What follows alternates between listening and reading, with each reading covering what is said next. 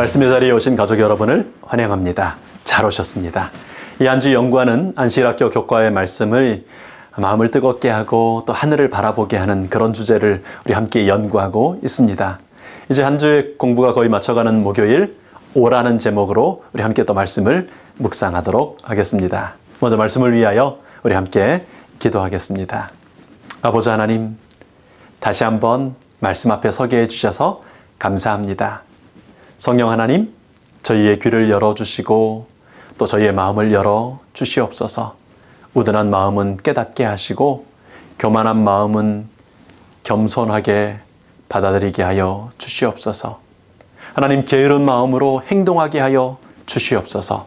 주님께서 오라 초청하실 때 부지런히 나아가는 저희들 되도록 이 말씀의 시간을 통하여 격려하시고 견책하시며 이끌어 주시옵소서. 감사하신 예수님 이름으로 기도합니다. 아멘. 목요일 교과는 하나님과 함께 자라가는 삶의 모든 내용을 정리하는데 아주 적절한 초청을 또 우리 연구하게 되었습니다. 어떻게 죄에 중독된 죄인이 하나님과 함께 자라가는 삶을 살 수 있는가? 오라고 초청하시는 하나님 때문에 죄를 이기고 또 죄를 싫어하게 되고 하나님과 함께 자라갈 수 있게 되었습니다. 오라고 초청해 주시는 하나님 때문에요. 우리는 그런 엄청난 기적을 경험하게 된 것입니다. 제가 신앙하고 또 교회 안에서 살아오면서 참 마음이 불편했던 또 부담스러웠던 때가 구원의 확신 없음 때문에 신앙은 하는데 참 즐거움에 또 감격의 신앙을 하지 못하는 것들을 볼 때입니다. 구원의 확신이 없다는 것은 두 가지 형태로 나타납니다. 점점 더 많은 교인분들이 나는 구원받지 못한 것 같습니다. 자신이 없습니다. 라고 생각도 하고 또 그렇게 표현을 합니다. 그런데 어떤 분들은요, 나는 구원받았다고 말씀하시는데 삶을 이렇게 보면 구원 받으신 게 맞는가 하는 증거가 잘 보이지 않은 경우가 있습니다. 어떤 자녀가 엄마 사랑해요, 아빠 사랑해요 라고 말을 합니다. 그런데 부모님과 함께 시간을 보내기 위하여 한 시간도 내려고 하지 않습니다. 가족과 보내는 시간은 따분하기만 하고 허비하는 시간이라고 생각합니다. 차라리 잠을 자든 무슨 일을 하든 친구를 만나는 게 좋다고 생각합니다. 여러분, 그러면 그 자녀가 정말 부모님을 사랑하고 가족을 사랑한다고 생각할 수 있을까요?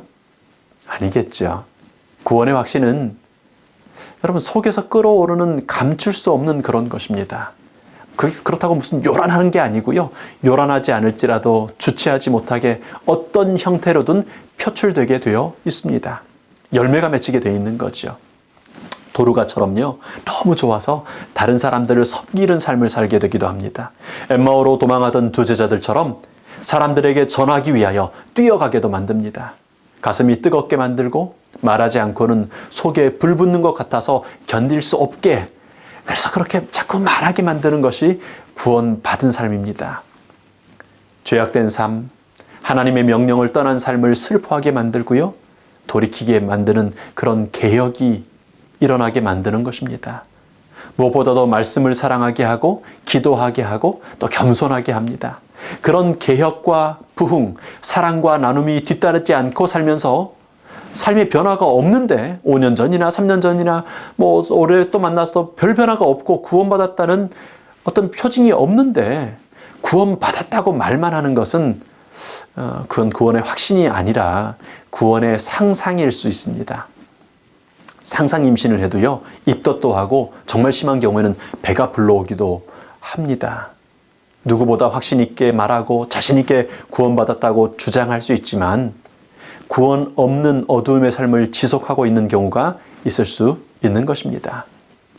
구원의 확신이 없이 오래 지내다 보면 신앙에 자신이 없어집니다.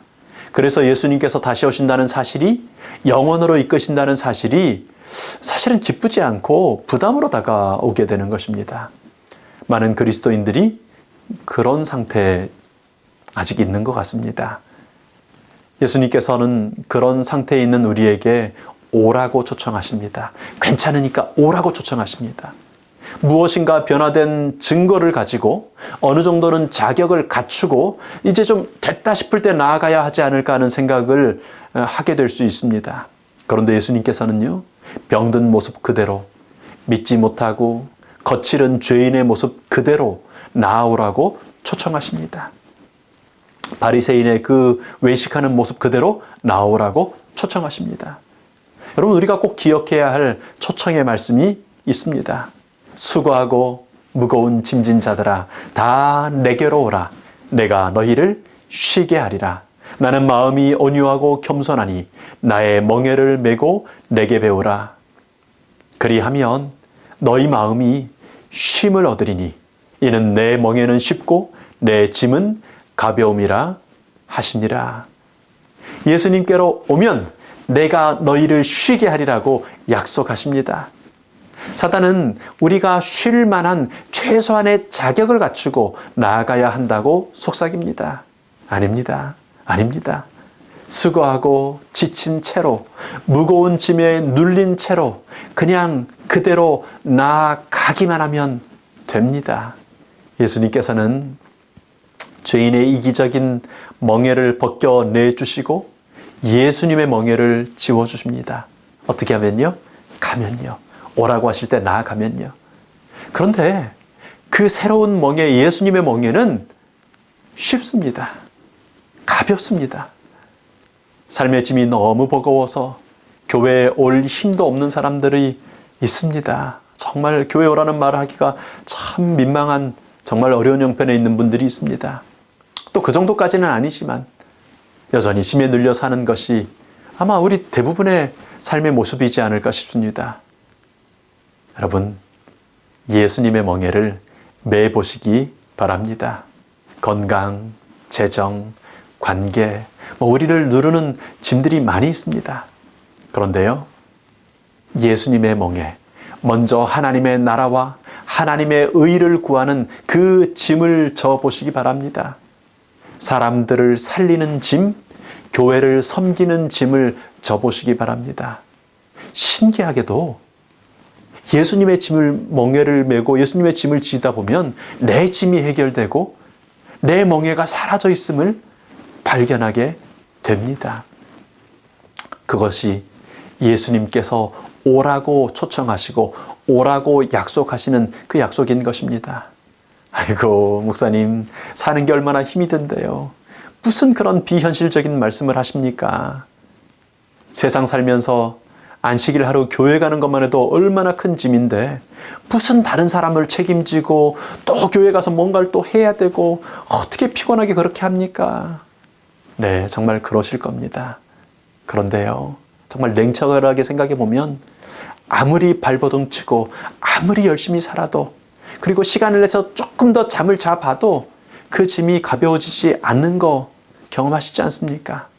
오늘 한 고개를 넘고 나면 내일은 더 큰 고개가 나오지 않습니까? 예수께서는 우리가 수고하고 무거운 짐진 것을 아십니다.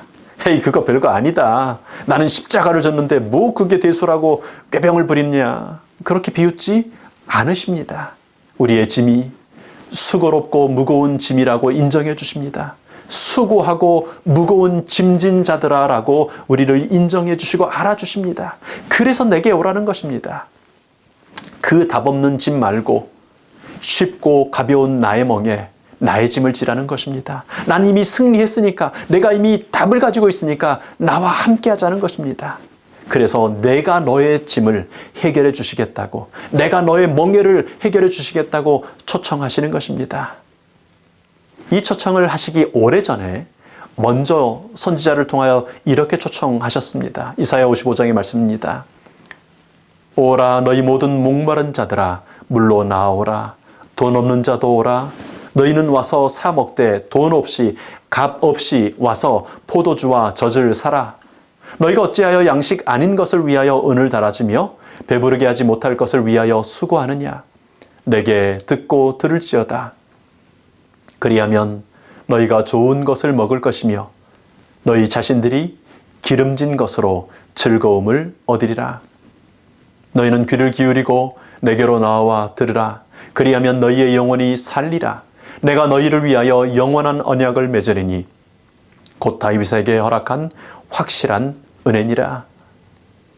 성도 여러분, 목이 마르실 때가 많으시죠? 그렇게 열심히 산다고 살았는데 문제를 해결해 줄 그 돈, 진짜 답이 되어줄 돈이 없으실 때가 있으시죠? 통장에 돈은 있는데 내 가진 거 있고 집도 괜찮고 다 있는데 여전히 문제를 정말 해결해 줄 그 돈은 없는 때가 있으시지 않습니까? 하나님께서는 우리의 목마름과 빈궁함을 아십니다. 아무리 많은 걸 가져도 여전히 해결되지 않은 그런 목마름을 아십니다. 그래서 초청하십니다. 나오라, 내게 오라, 너희 영혼이 살리라. 여러분, 우리가 어떻게 예수님께 나아갈 수 있을까요? 어떻게 하나님을 만날 수 있을까요? 요한복음 6장 44절에 이 예수님의 약속의 말씀 우리 기억하면 좋겠습니다. 나를 보내신 아버지께서 이끌지 아니하시면 아무도 내게 올 수 없으니 오는 그를 내가 마지막 날에 다시 살리리라. 세상 사람들을 이처럼 사랑하사 독생자마저 아끼지 않고 보내셨던 아버지께서 우리 한 사람 한 사람을 이끌어 주십니다. 아버지께서 이끌지 아니하시면 한 사람도 어떤 사람도 예수님께 올 수 없습니다. 그러나 하나님께서는 모든 사람을 구원하기 원하셔서 기꺼이 이끌어 주십니다. 신앙은요, 그래서 하나님 안에 있는 우리의 신앙은 없는 길을 찾아 나서는 길찾기 게임이 아닙니다. 내가 곧 길이라고 선언하신 예수님께서 이미 오셨습니다. 그 길로 이끄시는 아버지께서 우리의 아버지이신 것입니다. 신앙은 이미 주어진 기회와 이미 허락된 그 초청에 반응하여 순종할 것인가 거절할 것인가의 선택의 문제인 것입니다. 우리 죄인이 무엇이라도 해서 구원을 받아야 한다면 여러분, 우리 모두는 이미 절망입니다. 우리는 이미 죽은 것입니다. 그러나 아버지께서 이끌어 주십니다. 오늘은 또 이렇게 교과 공부를 통해 매일 아침 말씀을 통해 안식일에는 예배를 통해서 또 우리 매일의 삶을 통하여 우리가 보는 천연계를 통하여 하나님은 끊임없이 말씀하시고 이끄시며 우리를 초청하시는 것입니다. 그러니 여러분, 예수님께 나아가시기 바랍니다. 이런저런 이유도 있고 핑계도 있고 이래도 안 되고 저래서 안 되고 거절하지 마시고요. 있는 그대로 오늘 나아가시기 바랍니다. 그러면 예수님께서는 오는 그를 내가 마지막 날에 다시 살리리라고 약속하십니다. 여러분, 이 약속을 잘 기억하셔야 됩니다. 언제 살리신다고요? 마지막 날에. 최종적으로는, 결론적으로는 마침내는 내가 살려주시겠다고 말씀하십니다. 어쩌면 오늘은 아직 마지막 날이 아닐 것입니다. 내일도 아직은 마지막 날이 아닐 것입니다. 그러나 분명히 예수님께서는 살려주십니다. 그러니 예수님께 이끄시는 아버지의 이끄심을 거부하지 마시고 그저 따라가 보시기 바랍니다. 한번 무릎 꿇어 보시고요. 한번 성경 펼쳐 보시고요. 한번 하나님을 향하여 찬양해 보시기 바랍니다. 안교장님이 안교 시간에 기도 좀 해달라고 하면 그것이 아버지의 이끄심입니다. 아이고, 얼굴이 빨개지고 어떻게 될지 모르겠는데요. 교회에 가자고 초청하면 그것이 이끄심입니다. 모이자고 초청하면 그것이 아버지의 이끄심입니다. 말씀을 읽어야 하는데 생각이 난다면 그것이 성령 하나님께서 이끄시는 그 아버지의 이끄심입니다. 누군가를 위하여 작은 봉사의 기회가 주어졌다면 그것이 이끄심입니다. 하나님께서는 말씀과 기도, 예배와 봉사, 삶으로 우리를 이끌어 주십니다. 그리고 다른 사람들을 돕고 구원하는 하나님의 그 일을 통해 우리를 이끌어 주십니다. 우리는 다른 사람들을 예수님과의 구원의 관계로 부르기 위해 성령님과 협력해야 할 긴급한 필요를 느껴야 한다. 아버지의 이끄심에 순종하심으로 나아갈 때 예수님께서는 이제 그렇게 나오는 사람들을 살려주십니다. 군 복무를 마치고 이제 드디어 제대를 하고 부대를 나서는데요. 이제 다시 이제 돌아가면서 그 부대를 나서면서 하나님께 드렸던 약속이 있습니다. 하나님, 어떤 일을 시키시든지 하겠습니다. 무엇을 하라고 하시든지 아멘 하겠습니다. 하나님, 할 수 있게 도와주세요. 여러분, 그렇게 기도하고요. 나오자마자 얼마나 큰 곤란을 겪었었는지 모릅니다. 그리고 살아오는 동안에 그 약속이 생각나서 예스했다가 곤란한 적이 몇 번 있었습니다. 진짜 못할 일인데 거절할 수 없어서 아주 창피한 경험도 했었습니다. 지금 생각해 봐도 그 일은 제가 할 일이 아니었던 것 같기도 합니다. 정말 많은 경우에 남들은 안 하는데 왜 나만 이렇게 해야 하나 하는 고생스러운 일들을 하게 될 때도 많았습니다. 그런데요, 거절하지 않고 오라 하시면 가겠다라고 했던 그 기도 때문에 받았던 은혜가 헤아릴 수 없게 많습니다. 우리가 그분을 우리 삶에 영접하고 마음과 뜻과 힘과 정성을 다해 사랑할 때 우리의 지금과 미래의 삶은 영원히 변화될 것이다. 정말 변화됩니다. 우리는 초청, 이끄시는 그 음성에 아멘하고 순종할 때 지금이 그렇고요. 미래의 삶이 영원히 변화됩니다. 진짜 구원의 확신을 가지게 됩니다. 하나님께서는 우리에게 오라고 초청하십니다. 그 초청에 순종하고 따르는 것이 지혜이고 복인 것입니다. 오라는 초청을 받은 우리는 이제 그 오라는 초청에 반응하여 사는 그 삶을 살다가 다른 누군가에게도 오라는 초청을 전달하는 사람이 됩니다. 내가 완전히 받아들였고 내가 이제 오라는 초청에 충분히 반응했고 그거 뭔지 다 아니까 그래서 초청하는 것은 아닙니다. 귀신 들렸던 사람이 나음을 입었습니다. 예수님께서 그들을 선교사로 파송하셨습니다. 교리를 가르치시고 메시아에 대한 것들을 다 알려주시고 그런 것이 아니죠. 그저 고침받은 그대로 그 경험 하나로 초청하도록 보내셨습니다. 초청의 기별을 전하는 중에 다시 이끌림을 받는 그런 선순환이 일어나는 것입니다. 영감의 교훈에 소개하는 사도행적의 말씀입니다. 이 사명을 성취해야 할 책임은 안수 목사들에게만 있는 것이 아니다. 그리스도를 받아들인 모든 사람들은 동료 인간의 구원을 위하여 일하도록 부르심을 받았다. 성령과 신부가 말씀하시기를 오라 하시는도다. 듣는 자도 오라 할 것이요. 온 교회가 이 초청을 전해야 할 책임이 있다. 그 초청을 들은 모든 사람은 산과 골짜기에 오라고 외치면서 그 기별을 널리 전해야 한다. 그리고 그렇게 오라는 초청을 받아들이기도 했고 또 오라고 초청하는 그런 삶을 살았던 사람들은 마침내 최종적인 오라는 초청을 고백하게 될 것입니다. 그것이 성경의 약속입니다. 하나님의 말씀 성경은 이렇게 맞춰집니다. 성경의 마지막 책 요한계시록 또 마지막 장 22장은 마지막 2절 20절과 21절로 끝나는데요. 그 20절 마지막 절에 이렇게 말합니다. 이것들을 증거하신 이가 이르시되 내가 진실로 속히 오리라 하시거늘 아멘 주 예수여 오시옵소서.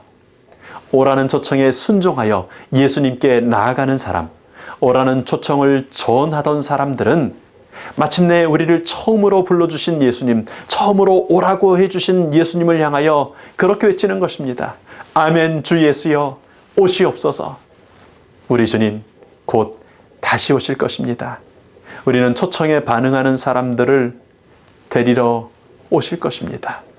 오라고 초청하며 살던 사람들을 데리러 오실 것입니다.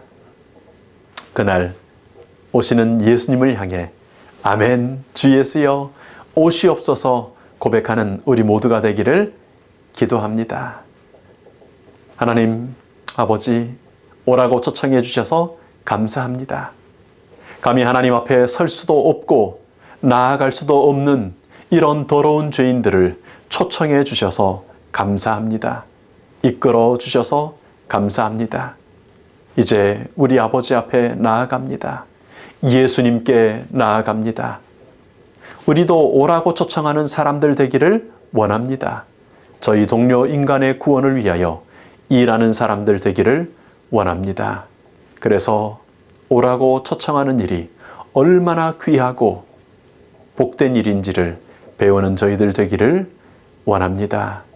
날마다 주님을 향하여, 그리고 마침내 다시 오시는 주님을 향하여 아멘, 주 예수여 오시옵소서 초청하며 고백하는 저희 모든 재림 성도들 되도록 인도하여 주시옵소서. 감사하신 예수님 이름으로 기도합니다. 아멘.